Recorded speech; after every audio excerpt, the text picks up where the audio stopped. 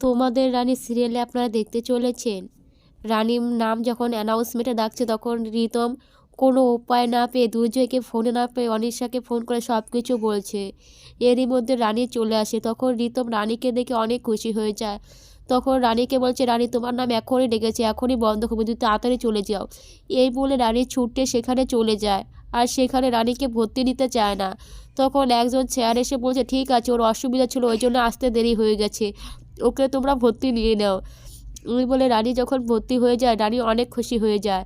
তখন রানী খাইতে থাকে, আর এদিকে রিতম বাড়ির সবাইকে বলে যায় রানী সুস্থভাবে আছে এবং ভর্তি হয়ে ফেলছে। এই খবরটা অনিশাকে দিয়ে ফেলে, আর অনিশা এই খবরটা পেয়ে অনেক রেগে যায়।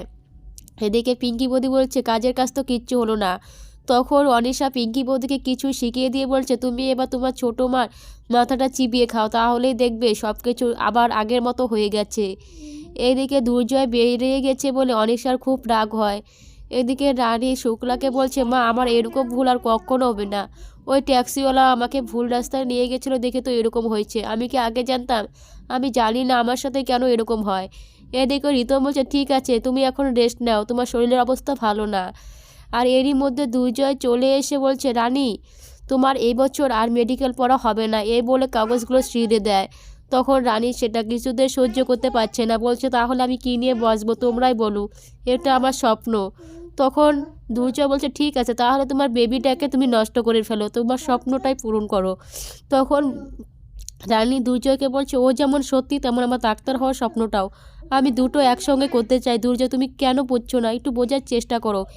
এইদিকে রানী ভাবতে থাকে, কে ওকে লোক পাঠিয়ে যে ট্যাক্সি দিয়ে এরকম করছে, কোনোভাবে পিঙ্কি বৌদি দায়ী নয় তো? যাই হোক হয়ে যাক না কেন, আমার এই ব্যাপারটা দেখতে হবে। এই বলে রানী খোঁজ লাগাতে থাকে রানী ট্যাক্সিওয়ালা ড্রাইভারকে খুঁজে বের করার জন্য, আর এটার মধ্যে কে লুকিয়ে আছে সেটা বের করবে রানী। তখন রানীর কি অনলাইনে চেক করতে সব কিছু বুঝতে পেরে যায়।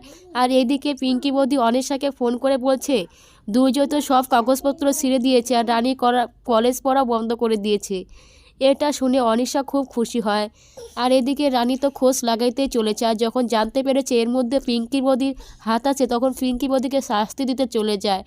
এদিকে রানী ক্লাস করতে চলে গেলেই অনিশা দুর্জয়কে নিয়ে বলছে, দেখ তোর বউ ক্লাস করতে এসেছে। তখন দুর্জয় রানীকে টানতে টানতে সেখান থেকে নিয়ে যায়।